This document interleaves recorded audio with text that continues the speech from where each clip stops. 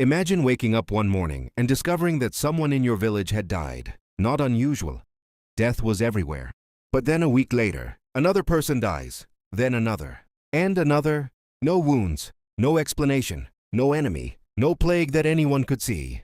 Just a trail of bodies, and soon the whispers begin. Someone is feeding, someone who should already be dead, someone buried beneath the earth. A vampire. And what happened next was far more terrifying than the myth itself. Because ancient people didn't just fear vampires. They hunted them. And the methods they used reveal something disturbing about the human mind. Something that still lives inside us today. For most of human history, the night was not merely dark. It was unknowable. Today, darkness is an inconvenience. Thousands of years ago, darkness was a predator. When the sun disappeared, the world changed. Familiar paths became traps. Strange sounds emerged from forests. Shadows moved where nothing should move. And every unexplained death demanded an explanation. Human beings are pattern-seeking creatures. Our brains are designed to find causes, to connect dots, to create meaning, even when no meaning exists, especially when no meaning exists. And this becomes dangerous when fear enters the equation. Because fear hates uncertainty. Fear would rather believe in monsters than accept that there is no answer. So when disease swept through villages, when livestock mysteriously died, when children vanished, people searched desperately for something to blame. And eventually they found it. The dead. But then something strange happened. The more people looked for evidence of vampires, the more evidence they seemed to find. Imagine standing beside a freshly opened grave. The village gathers around. Everyone is silent. A priest mutters prayers. A shovel strikes wood. The coffin is opened, and what they see appears impossible. The corpse looks alive. Its skin is stretched. Its stomach appears swollen. Its hair seems longer. Its fingernails look larger, and fresh blood stains its mouth. To modern eyes, this is easily explained. The human body changes in strange ways after death. Gases accumulate. Skin retracts. Fluids leak from the mouth. But ancient people didn't know that. To them, this wasn't decomposition. This was proof. Proof that the dead were feeding on the living. Proof that something inside the grave was moving. Proof that death had failed. And once that idea entered a community, everything changed. Because now every tragedy had a face. Every sickness had a culprit. Every fear had a target. But that wasn't the worst part. The worst part was what came next. When villagers identified a suspected vampire, they didn't simply rebury the body. They declared war on it. Across Europe, archaeologists have discovered graves containing corpses pinned to the earth with iron stakes. Others had bricks forced into their mouths. Some were buried face down. Others were decapitated. Their heads placed between their legs. Not because people were cruel, because they were terrified. They believed these rituals protected the living. They believed they were preventing the dead from rising again. And for a brief moment, it worked. The panic subsided. Death seemed to slow. The village felt safe, which reinforced the belief even more. This is where everything changed. The vampire wasn't merely a monster anymore. It became a psychological cure. A way for frightened communities to regain control over a world that felt completely uncontrollable. And that idea is far older than vampires. It may be one of the oldest human instincts of all. Because when something goes wrong, human beings desperately want someone to blame. A witch, a demon, an outsider, a vampire, anything but uncertainty.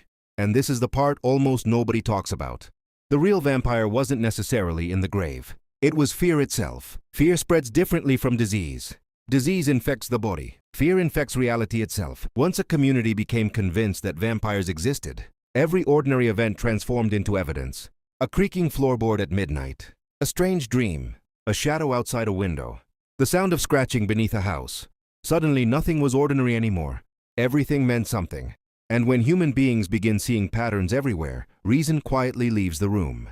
Historians have uncovered accounts from villages where entire populations became convinced that the dead were returning night after night.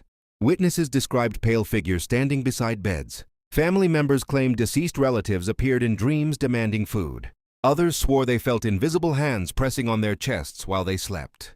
Today, we know many of these experiences have possible explanations. Sleep paralysis, night terrors, grief, psychological suggestion. But knowledge changes nothing about how real fear feels. To the person experiencing it, the terror is absolute. And that terror created a terrifying feedback loop. The more people believed, the more evidence appeared. The more evidence appeared, the stronger the belief became. Soon, entire villages found themselves trapped inside a nightmare they had collectively created. But then something even stranger emerged. the vampire began evolving, because vampires weren't always the elegant creatures portrayed in movies. They weren't charming. They weren't seductive. They weren't immortal aristocrats dressed in black. The earliest vampires were grotesque, bloated, rotting, monstrous. They looked exactly like what people feared most: a corpse refusing to stay dead. Think about that for a moment. Of all the monsters humanity has imagined, why did one of the most enduring arise directly from death itself? Because vampires represented something deeper than physical danger. They represented a violation of the natural order. Death is humanity's oldest agreement. Everything dies.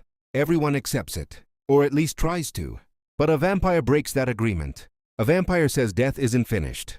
A vampire says the grave is not the end. And strangely, that idea is both horrifying and seductive, because humans have always feared death, yet we have never stopped trying to escape it. This contradiction sits at the center of the vampire myth. The monster embodies the thing we hate most, and the thing we secretly desire: to continue, to survive, to return, but survival at a terrible cost.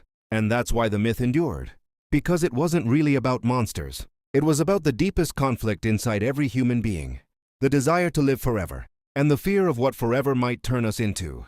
But that still doesn't explain the hunts. Why would ordinary people dig up graves? Why drive stakes through corpses? Why risk touching bodies they believed were cursed? The answer reveals something uncomfortable, something timeless. Humans don't just fear monsters. We need enemies, especially during periods of chaos. When crops fail, when disease spreads, when life becomes unpredictable, people search for causes, not complex causes. Simple ones. A single enemy, a single explanation, a single thing to destroy. And once that enemy is identified, something remarkable happens. Fear transforms into purpose. Suddenly there is something to fight, something to blame, something to punish. The uncertainty disappears, at least temporarily. This pattern repeats throughout history. Different names, different faces, same psychology. The vampire was one of humanity's earliest scapegoats, a vessel into which entire communities poured their terror. And once enough people believed the story became reality, not literally, psychologically, socially, emotionally. The consequences were real, the fear was real, the hunts were real, and the suffering was real. But here is the darkest twist of all. Many suspected vampires had once been ordinary people: a lonely widow, a stranger, an outsider, someone different, someone misunderstood, someone unfortunate enough to die at the wrong time. The village needed a monster, and so a monster was created. Not because evil people invented lies, but because frightened people needed certainty. That is what makes this story so disturbing. The people hunting vampires were not irrational villains. They were human beings trying desperately to make sense of a terrifying world. And that realization should make us uncomfortable, because it means we are not so different. We like to imagine we would never believe such things, never fall into mass fear, never search for imaginary enemies, never mistake assumptions for truth. But history suggests otherwise. Human beings still crave simple explanations. We still search for villains. We still construct narratives that make uncertainty easier to bear. The monsters change. The psychology remains. And this is where the story stops being about ancient vampires. It becomes about us. Every generation believes it is more rational than the one before, more enlightened, more informed. Yet the human brain remains remarkably similar to the one that stood beside those graves centuries ago. We still fear uncertainty. We still hate randomness. We still struggle to accept that some tragedies have no clear cause. And when reality becomes too frightening, we are tempted to invent stories. Stories that make chaos feel manageable. Stories that give fear a face.